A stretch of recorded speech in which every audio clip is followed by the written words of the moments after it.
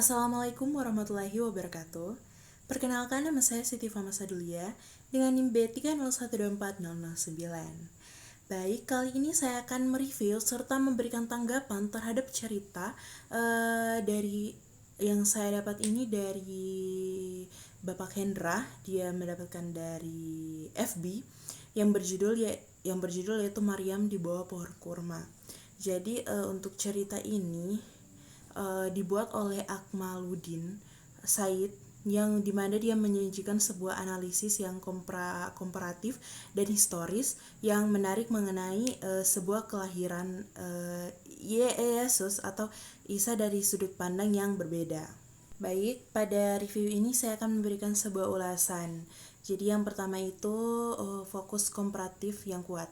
Jadi pada cerita ini penulis tidak hanya menyajikan sebuah narasi dari Al-Quran abad ke-7 Masehi, tetapi secara cerdas menelusuri akar narasi tersebut hingga ke sumber yang lebih tua, yaitu tapi kayak dia itu of James sekitar abad ke-2 Masehi dan Syria's Evansi Gospel of yang penting dia itu abad ke-6 Masehi. Jadi hal ini memberikan sebuah wawasan mendalam tentang jejak lintas abad dari kisah tersebut. Ulasan yang kedua yaitu sajian detail yang puitis. Paragraf pembuka, bayangkan seorang perempuan muda sendirian itu berhasil memvisualisasikan adegan kelahiran dengan puitis dan dramatis, serta menangkap esensi penderitaan dan mukjizat dalam narasi Al-Quran. Yang ketiga, struktur kronologis yang jelas. Jadi penulis itu membagi sebuah analisisnya menjadi poin-poin kronologis. Yang pertama, akar dari abad ke-2 Masehi, dan yang kedua itu transformasi di abad ke-6 Masehi. Ini membuat beberapa pembaca termasuk saya sudah mudah mengikuti perkembangan dan transformasi narasi. Ulasan yang keempat yaitu analisis tematik. Jadi cerita atau tulisan ini berhasil menyoroti bagaimana narasi itu bertransformasi dari sekadar simbol kesuburan tradisi Semitik abad kedua Masehi menjadi narasi yang lebih dramatis dan penuh mukjizat di abad ke-6 Masehi, di mana pohon kurma menunduk dan bayi Yesus atau Isa berbicara untuk meneguhkan keilahian.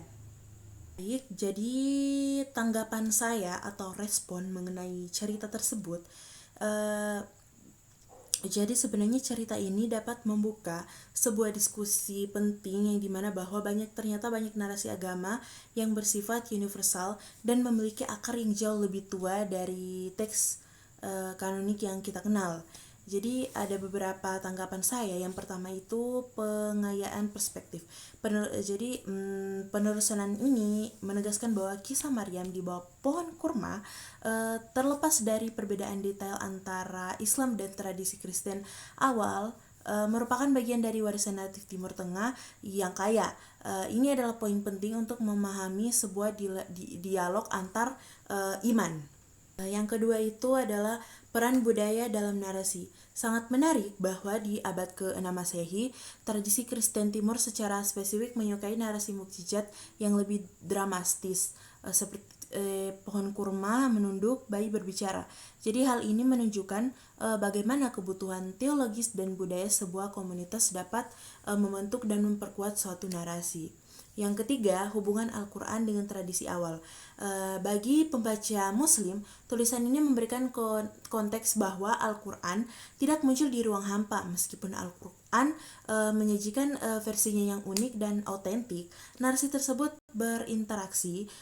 cerita tersebut berinteraksi dan merespon sebuah tradisi lisan atau tertulis yang sudah beredar di wilayah tersebut jauh sebelumnya.